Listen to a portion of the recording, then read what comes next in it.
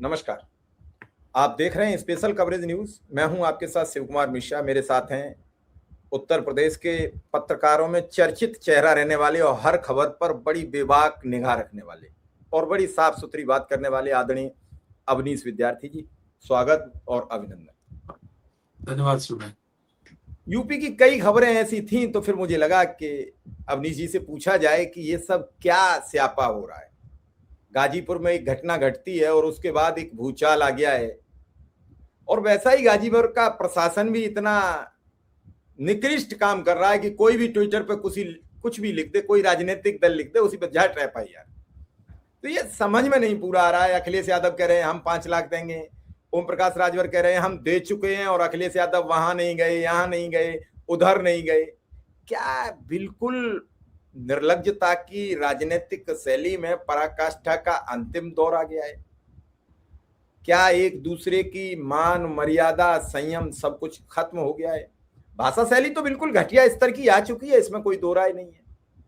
लेकिन क्या आम नागरिकों की मृत्यु को भी अब हम राजनीतिक मैदान में खींच लाए हैं?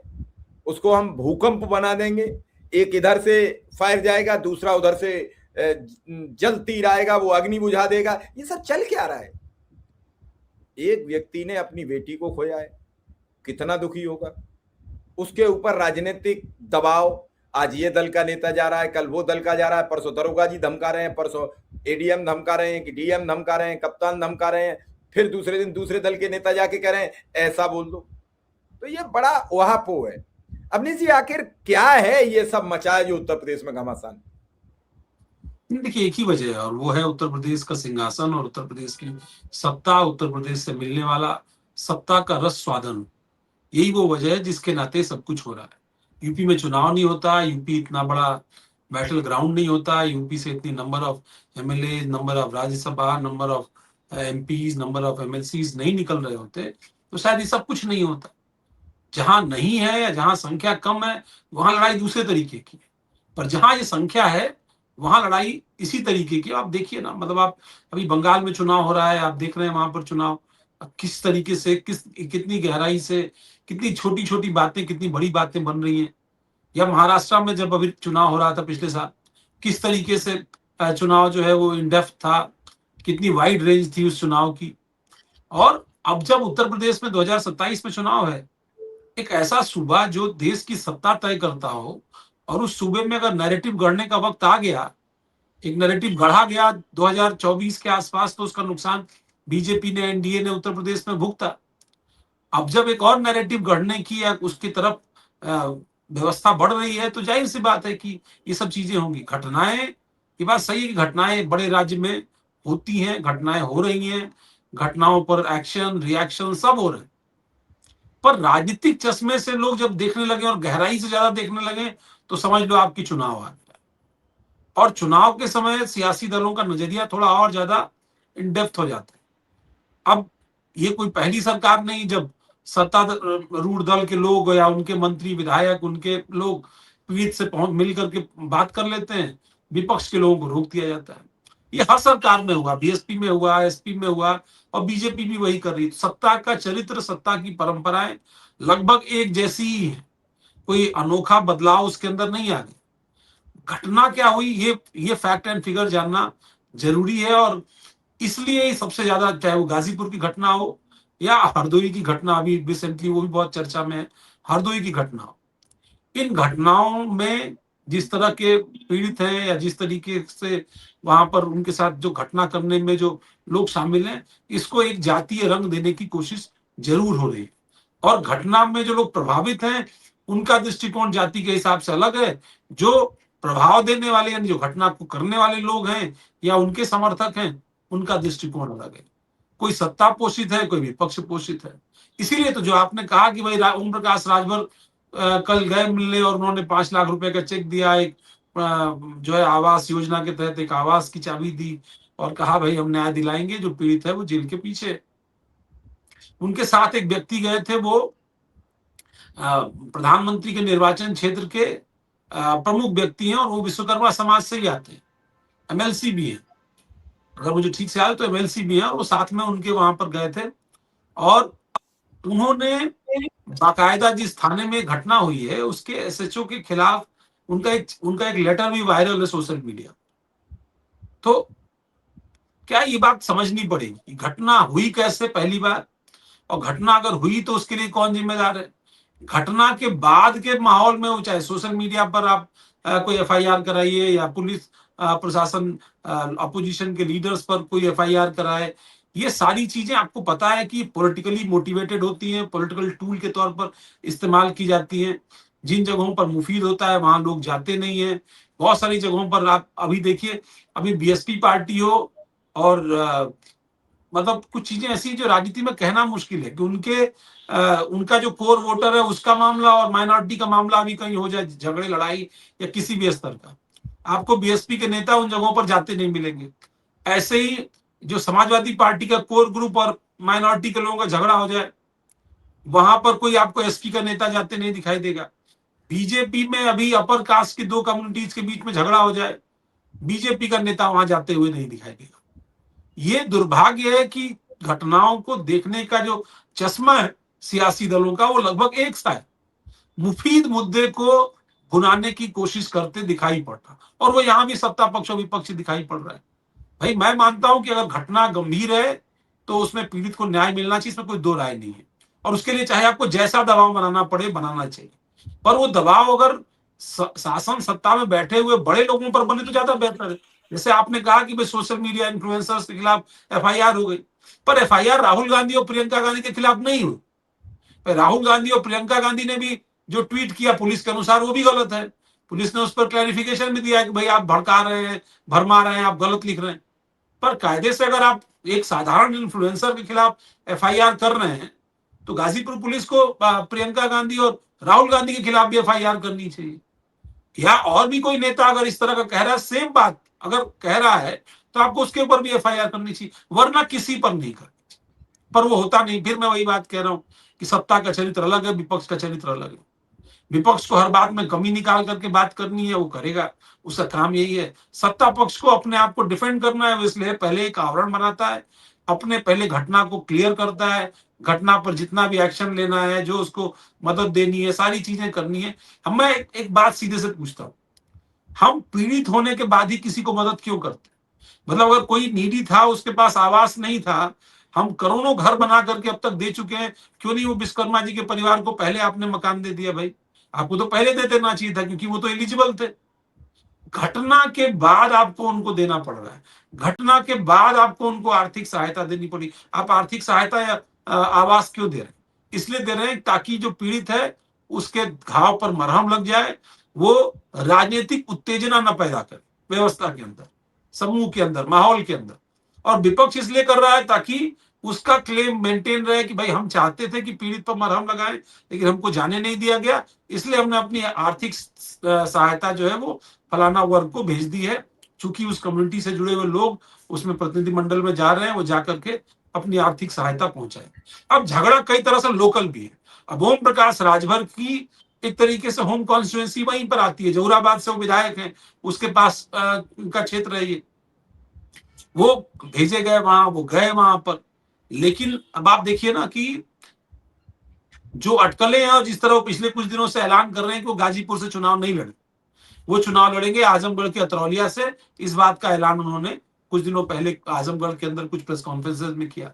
अब लोग उनसे ये पूछ रहे हैं कि भाई आप अगर अतरौलिया से चुनाव लड़ेंगे तो निषाद पार्टी का क्या होगा, क्योंकि ये सीट उनकी थी। तो ये अंदर का भी झगड़ा है। गाजीपुर वो इसलिए छोड़ रहे हैं क्योंकि अब वो एनडीए में तो जरूर है, लेकिन उनको ये पता है कि वहां पर जो वोट गणित है वो बहुत बीजेपी यानी एनडीए के पक्ष में नहीं है। जिस मदद से वो सत्ता पा लेते थे, दरअसल वो अंसारी परिवार था, और वो अंसारी परिवार अब समाजवादी पार्टी के साथ है, तो उनको वो राजनीतिक मदद नहीं मिल पा रही है।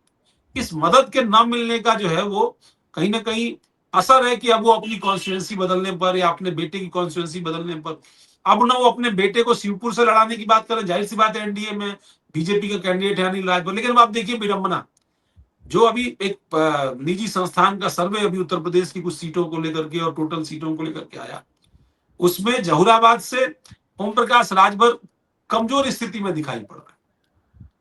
चौरी चौरा से संजय निषाद का बेटा जो बीजेपी का एमएलए है वो कमजोर स्थिति में दिखाई देता है। अनिल राजभर जो बीजेपी के मंत्री हैं, सरकार के कैबिनेट मंत्री, वो अपने निर्वाचन क्षेत्र शिवपुर से कमजोर दिखाई पड़ रहे हैं।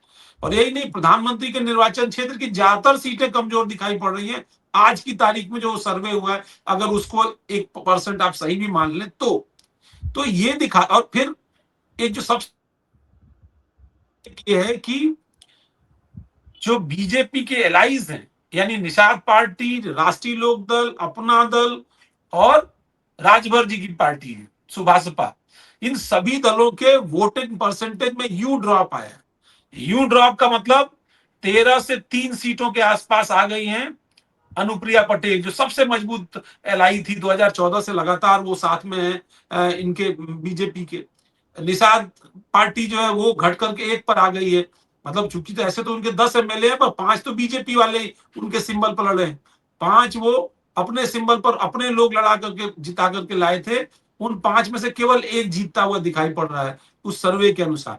तो कुछ सर्वे में इसीलिए कुछ त्रुटियां भी हैं, बहुत सारी ऐसी है जो अभी उसका डिस्कशन बहुत जरूरी नहीं है, पर मैं एक ट्रेंड की बात कर रहा हूँ। नहीं और नहीं अभी जी राजभर जी की पार्टी को 0 सीटें उसमें दिखाई गई हैं, यानी खुद ओम प्रकाश राजभर को भी जीतता हुआ नहीं दिखाई देगा। अभी परमुटेशन कॉम्बिनेशन बहुत अलग होंगे, कौन कहां से चुनाव लड़ेगा, कौन किसके साथ लड़ेगा, किस तरह का कॉम्बिनेशन होगा, जातियों का अलाइनमेंट कैसा होगा, ये भी बहुत दूर है चुनाव को लेकर के। लेकिन ये इशारा तो करता है कि आपकी पकड़ जमीन पर मजबूत नहीं है। अब वो फ्रस्ट्रेशन कहीं ना कहीं पॉलिटिकली दिखाई पड़ती है। इसीलिए देखिए, अखिलेश यादव पहले जाने वाले थे गाजीपुर, लेकिन उन्होंने अपना प्रोग्राम बदला और अब वो जो उन्होंने नया राजभर समाज से एक महिला अध्यक्ष बनाई है, उनको महिला सभा की, उनको भेज रहे हैं। कुछ और लोगों को जो विश्वकर्मा समाज से जुड़े हैं, ओबीसी समाज से जुड़े हैं, उनको अब वो गाजीपुर भेज रहे हैं। हालांकि गाजीपुर में पहले ही बीएनएस की प्रतिबंधित धाराओं के माध्यम से किसी भी तरह का धरना प्रदर्शन ये सब रोक दिया गया है। किसी भी तरह के प्रतिनिधिमंडल का वहां जाना प्रतिबंधित कर दिया है, क्योंकि उनको अंदेशा था कि अखिलेश यादव यहाँ आएंगे। अखिलेश यादव के आने के बाद वहां राजनीति ज्यादा गर्मा सकती थी, एक उबाल आ सकता था, क्योंकि जातीय संघर्ष वहां पर दिखाई पड़ रहा था, उसकी जमीन वहां तैयार हो रही थी। और दरअसल यही गाजीपुर या इस तरह के जो पिछड़े हुए इलाके हैं, वहां की राजनीति को भी स्पष्ट करती नहीं आज तक। जी अवनीश जी, बात बात यह है कि जिस तरीके से आज राजभर ने कई केस उखाड़े हैं, वहां नहीं गए अखिलेश जी, वहां नहीं गए, उस जगह नहीं गए, उस जाति पे नहीं गए, तो ये सब चीजें जब कोई घटना घट जाती है तभी क्यों याद आते हैं? राजनीतिक दांव पेच, उस बेचारे ने तो अपनी बेटी खोई है, उस बेटी की तो सिंपैथी कम दिख रही है, मजाक ज्यादा बन गया है।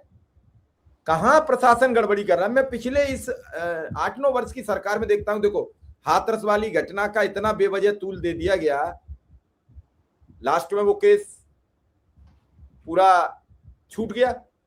क्यों छूटा, कैसे छूटा, मैं इसका मतलब नहीं करता हूं, क्योंकि जज साहब ने छोड़ा है तो मैं तो सवाल नहीं खड़ा कर सकता।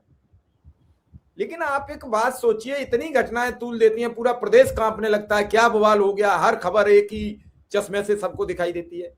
सपोज करिए अगर विपक्ष जाना भी चाहता है तो प्रशासन ये क्यों नहीं कहता कि भैया तुम जो 15 लोग आओगे, 15 नहीं जाने दूंगा, लेकिन 5 लोग आ जाइए, हम परिवार से मिला के आपको वापस कर देंगे। तो ये तूल बेवजह खत्म नहीं हो सकता है। मैं थोड़ा आपसे समझने का प्रयास कर रहा हूं। नहीं, देखिए, सारी तरह की टूल टेक्निक्स इस्तेमाल हो सकती हैं, बहुत सारी चीजें होती रही हैं। परंपरागत तौर पर विपक्ष के नेताओं को जाने का या उनको मिलने जुलने का कार्यक्रम रहा है। लेकिन उत्तर प्रदेश में जब से खास तौर पर पिछले 1.5-2 दशकों में जो सरकारें आई, वो दरअसल उनका राजनीतिक शिष्टाचार एक दूसरे से खत्म हो गया। आपको याद होगा, बहुजन समाज पार्टी सत्ता में आई, उसका समाजवादी पार्टी के साथ पहले बार तो 93 में तो एक साथ ही सरकार बनी थी। लेकिन राजनीतिक मतभेद इतने गहरे हुए, इतने रिश्ते कटु हो गए कि वो एक दूसरे को संबोधित भी बहुत खराब अंदाज में करते थे। तो वो दौर जैसे जैसे आगे बढ़ा, सत्ता में आए तो दूसरे का उत्पीड़न, दमन, उसको उसके मुद्दों को प्रायोरिटी न देना, राजनीतिक परंपराओं को न निभाना, ये बहुत देखने को मिला। भाई 2 दशक पहले का राजनीतिक शिष्टाचार याद कर लीजिए और 2 दशक बाद का राजनीतिक शिष्टाचार याद कर लीजिए। आप देखिए ना कि कोई किसी को जन्मदिन की बधाई भी देने नहीं जाता। आजकल वो ट्विटर आ गया है, एक्स आ गया है, तो 2 शब्द भले उस पर लिख दे, वो भी आप लिखते हैं कि आपका पीए लिखता है, किसी को क्या मालूम है। तो आपने दो शब्द आपने लिख दिया और आपका राजनीतिक शिष्टाचार पूरा हो गया। पर पहले तो लोग एक दूसरे से मिलते थे। मतलब आप कितने सारे मंच ऐसे देखते होंगे जहां अटल बिहारी वाजपेयी, चंद्रशेखर सिंह या नरसिम्हा राव एक साथ आपको मंच पर दिखाई पड़ते हैं, एक दूसरे की तारीफ करते दिखाई पड़ते हैं। ये राजनीतिक मंच उत्तर प्रदेश की सियासत में दरअसल अब धीरे धीरे समाप्त हो चुके हैं। इन चीजों ने जो राजनीतिक कटुता बढ़ाई, वो राजनीतिक कटुता इस हद तक बढ़ गई है कि वहां राजनीतिक शिष्टाचार की कोई संभावना ही नहीं रह गई। हर कोई जानता है, मानता है कि आप अगर आलोचना कर रहे हैं तो आपको आलोचना करने का हक नहीं है। वो बैकग्राउंड पर बात करते हैं कि आपके समय ये घटना हुई थी, उस समय ये घटना हुई थी, पर घटनाएं तो हर समय हुई है, हर किसी के दौर में हुई है, हर राजनीतिक दल के समय में हुई है। घटनाओं को कैसे देखा जाए, उनको कैसे हल किया जाए, वो एक ऐसा अलग चश्मा होता है। और इसलिए मैं कह रहा हूं कि सत्ता का चश्मा अलग है, विपक्ष का चश्मा अलग है। सत्ता पक्ष चाहता है कि घटना हो गई तो अब उस पर जो उसको नैरेटिव मिला है उस नैरेटिव पर वो काम करे, और प्लस विपक्ष इसकी राजनीति ना कर पाए, इसलिए वो इसको कितनी जल्दी इस पर मिट्टी डाल सकता हो वो मिट्टी डाल दे। वो चाहे जांच में आगे बढ़ा करके, पीड़ित परिवार को आर्थिक सहायता दे करके, नौकरी दे करके, बहुत सारी चीजें।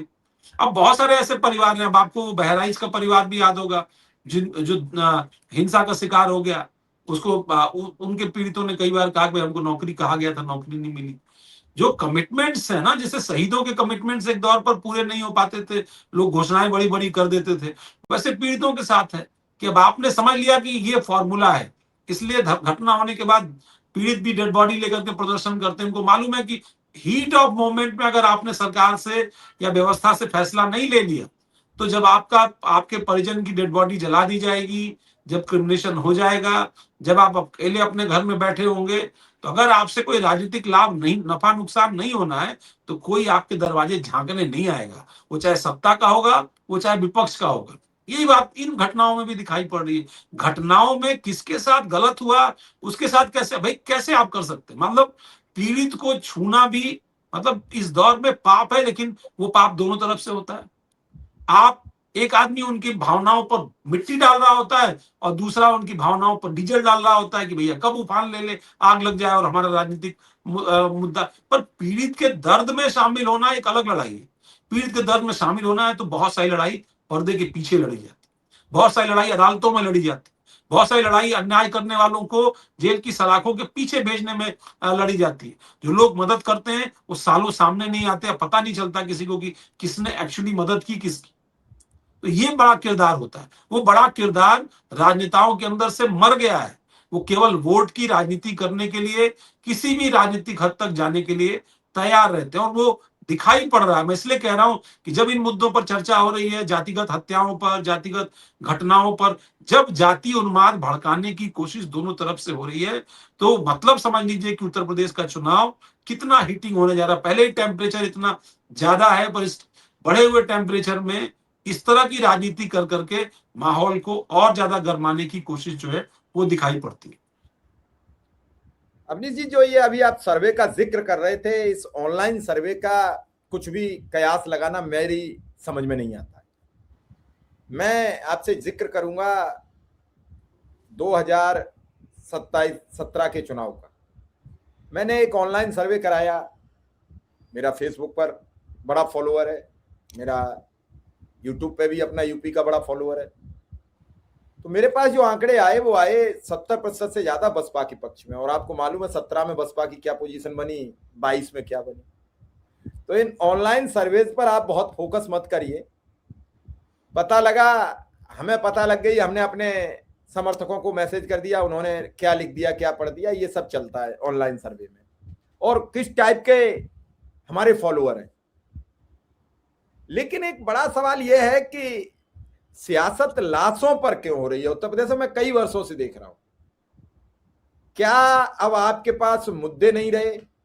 क्या आपके पास, आपके थैले में अब वो घोषणाएं नहीं रह गई जो जनता को लुभाएं? सब खत्म हो गया है, अब लाशों पर ही होगी। अगर किसी की बेटी की डेथ हुई है, सत्ताधारी दल भी उसे मदद करा है, विपक्ष भी करा है, इसमें क्या बुरा है? लेकिन उस पीड़ित के भी पल पल पर नए नए बयान आ रहे हैं। तो ये सब खेल करने के पीछे मंशा क्या दिख रही है? क्या राजनीतिक मंशा है ना, उसमें कोई, इसमें कोई दो राय ही नहीं है ना। मैं आपको घटनाएं गिना देता हूँ। बीएसपी की सरकार के समय आपको अगर याद हो तो निघासन में बड़ा थाने के अंदर रेप करके बच्ची को लटका दिया था थाने के अंदर। बादा में एक विधायक पर बलात्कार का आरोप लगा था, उनको जेल जाना पड़ा, उनको सजा हो गई। आपको एक इंजीनियर की हत्या मनोज गुप्ता की आपको याद होगा, औरैया में एक विधायक पर आरोप लगा।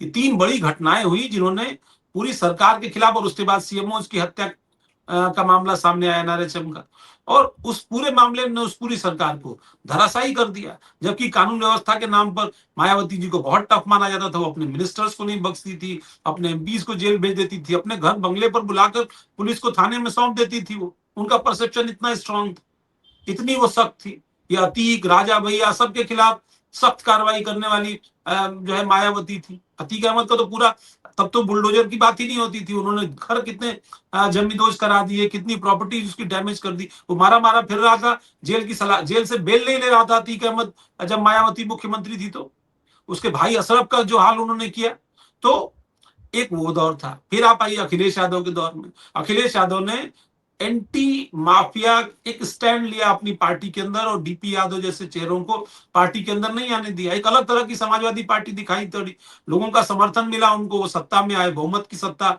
समाजवादी पार्टी को पहली बार मिली। अखिलेश यादव युवा थे, मुख्यमंत्री बनाया मुलायम सिंह यादव ने उनको।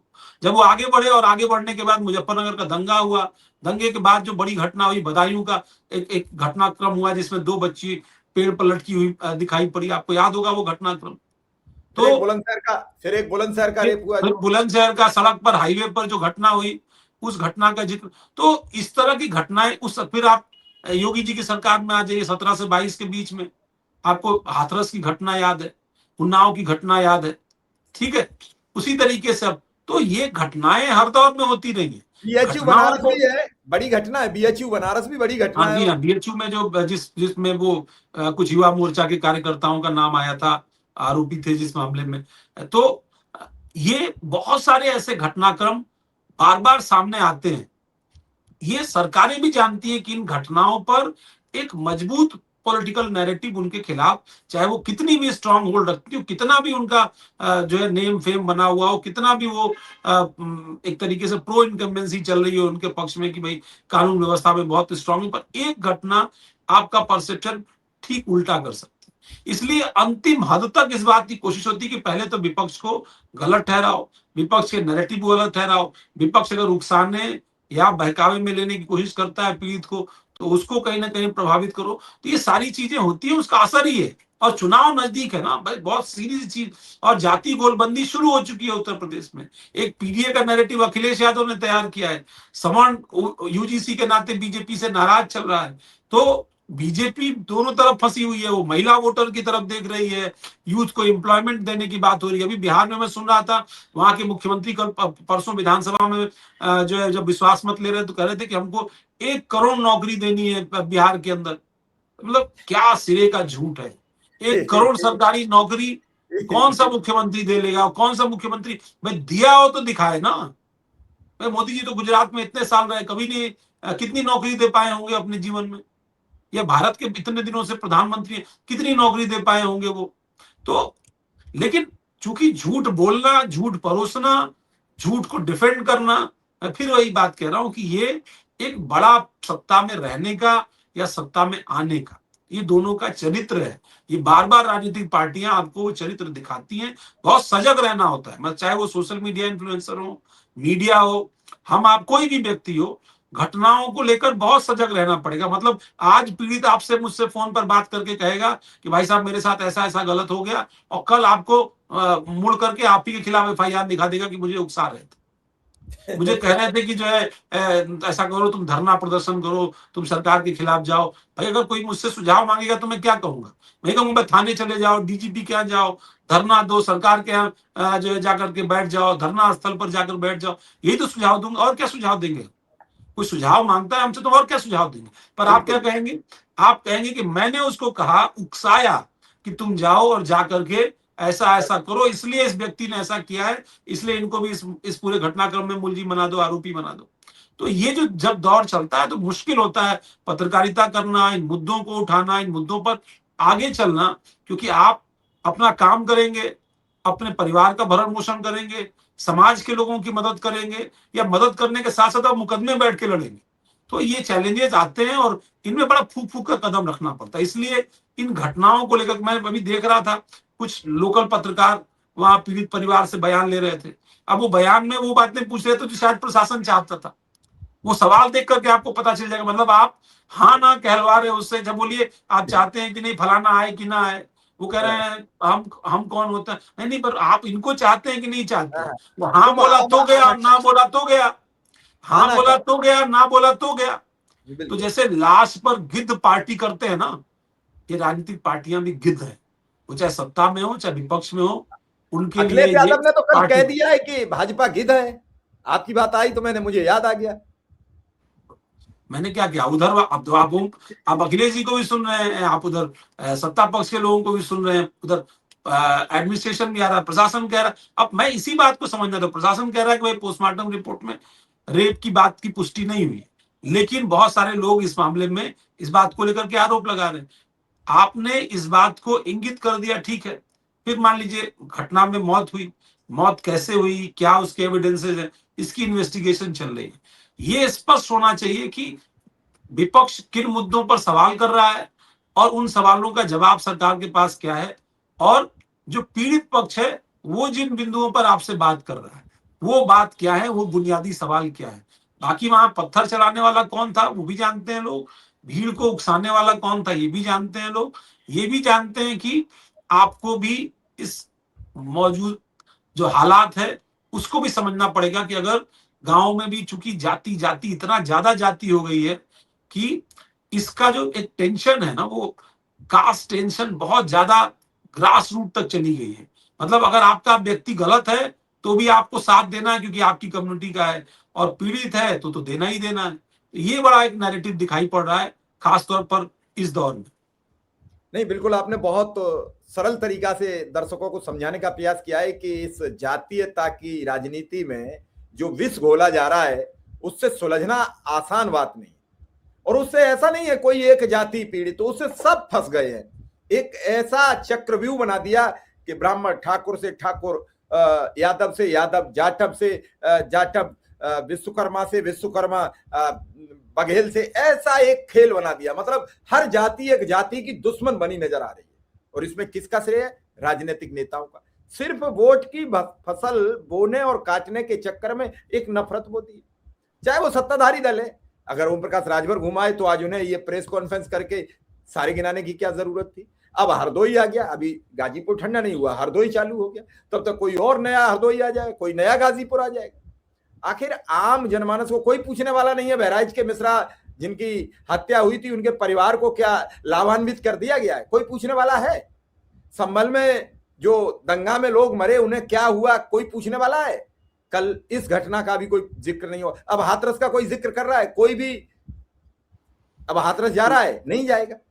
कहां है परिवार? कोई पूछने वाला है? इसलिए पीड़ित चाहता है कि जब घटना हुई है, घटना के समय ही जो उसको मैक्सिमम एडवांटेज, जो मैक्सिमम मदद मिल सकती है वो मिल सकती है समाज को, उसके बाद इसकी कोई चिंता नहीं होती कि उनका क्या है। बड़ी आपने बहुत गंभीर बात की है। हम किशोर चले गए हैं कि पीड़ित को उसकी घटना होने के बाद उसे उसके दिमाग में ये पैदा कर दिया गया कि जो कुछ होना है वो महीना 15 दिन में जो कुछ कर लो सो कर लो, बाद में हमें कोई पूछने वाला नहीं आएगा। कहाँ चले गए हम? क्या सामाजिक दायरे के लोग, जो पहले लोग थे जो समाज की बात करते थे, कहाँ चले गए? खो गए सब। इस वोट की राजनीति ने सबको विभक्त कर दिया। आज एक मंत्री जी कह रहे हैं कि प्याज साथ रखिए, आपको भी सलाह दे रहा हूं प्याज रखिए ऑफिस में, एसी वेसी की जरूरत नहीं पड़ेगी। बड़ी उनके शानदार उनके बात। दफ्तर, उनकी गाड़ी और उनके बच्चों परिवार सबकी गाड़ी से एसी हटा देना चाहिए पहले। हटाने के बाद जब ये ज्ञान आता तो समझ में आता। जब आपके पास इतना कुछ उपलब्ध हो फिर आप ये ज्ञान देते हैं तो बहुत साधारण दिखाई पड़ता है, कोई असाधारण बयान नहीं था। मैं नहीं जानता कि उनको ये बयान देने की जरूरत क्या पड़ी थी। मतलब कई बार तो ऐसा लगता है वो देश के और भी विभागों के मंत्री रहे, पर इतना अनुभव होने के बाद आपको इतना साधारण बयान देने की जरूरत नहीं थी। खुद फंस जाता है कभी कभी अवनीश जी, आदमी अपनी बातों में खुद अच्छा, फंस आप जाता गाड़ी है। में आप मुझे बताइए, गाड़ी में शीशा चढ़ता है जब उनका, तो गाड़ी में शीशा चढ़ता है तो क्या मतलब फिर अब आगे कुछ कहने की जरूरत है क्या? और शीशा ना चढ़ाते हो तो बता दें, या उनके वो बच्चे जो चलते हैं वो शीशा ना चढ़ाते हो तो बता दें, चार्टर प्लेन से चलते हैं तो उसमें क्या एसी बंद, कैसी बात कर रहे हैं? हम आप एसी बंद कर देंगे तो हमारे सिस्टम बैठ जाएंगे, हमारे सर्वर बैठ जाएंगे, काम ही नहीं करेंगे। चलेगा ही कैसी नहीं। बात करें?